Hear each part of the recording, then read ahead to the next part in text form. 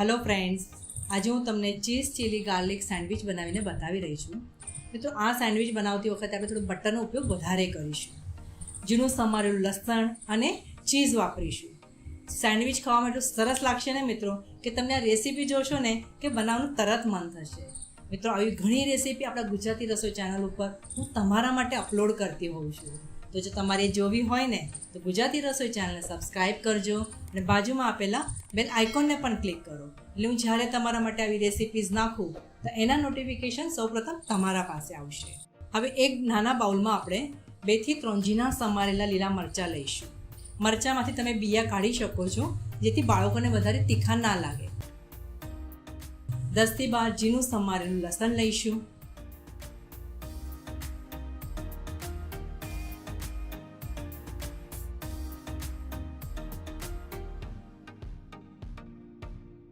ઝીણા સમારેલા લીલા ધાણા,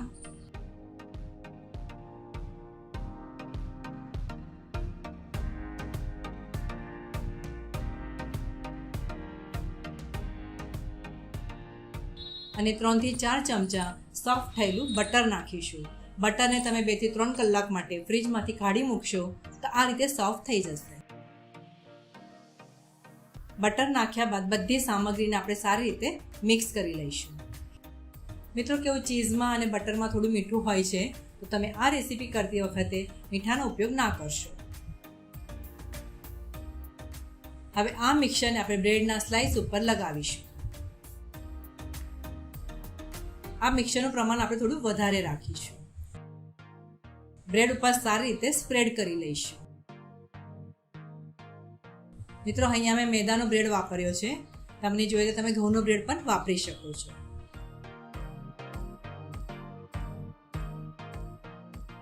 મિક્સર લગાવેલી સાઈડ આપણે તવા ઉપર મૂકીશું। રોસ્ટ કરતી વખતે ગેસની ફ્લેમ આપણે એકદમ મીડિયમ રાખીશું। એના ઉપર આપણે ચીઝના આ રીતે ટુકડા મૂકીશું। મિત્રો, આ સેન્ડવિચ બનાવતી વખતે તમે મોઝરેલા ચીઝનો ઉપયોગ કરશો ને તો સેન્ડવિચ તમારા સરસ બનશે।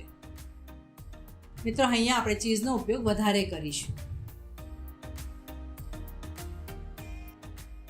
બીજા બ્રેડ ઉપર પણ આપણે મિક્સર લગાવીને વ્યવસ્થિત સ્પ્રેડ કરી લઈશું।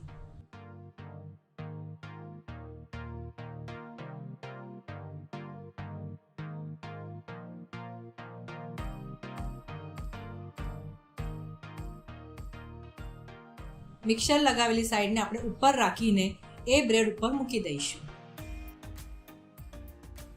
ત્યારબાદ આપણે આ સેન્ડવિચને સારી રીતે રોસ્ટ થવા દઈશું, જેથી નીચેથી ક્રિસ્પી અને ગોલ્ડન બ્રાઉન થશે। હવે ધીરેથી આપણે સેન્ડવિચને પલટાવી દઈશું। બીજી બાજુથી પણ આપણે એ જ રીતે ગોલ્ડન બ્રાઉન અને ક્રિસ્પી થવા દઈશું। જોયું ને મિત્રો, સેન્ડવિચ કેટલું ટેમ્પટિંગ લાગે છે, ચીઝ પણ કેટલું સરસ મેલ્ટ થઈ ગયું છે। તો મિત્રો, આ રેસીપી તમને ગમી હોય તો લાઈક કરજો અને શેર પણ કરજો। આ વિડીયો જોયા માટે તમારો ઘણો ઘણો આભાર। આવતા વિડીયોમાં નવી રેસીપી સાથે ફરીથી મળીશું। ત્યાં સુધી સરસ ખાઓ, સ્વસ્થ રહો અને ગુજરાતી રસોઈ જોતા રહેશો।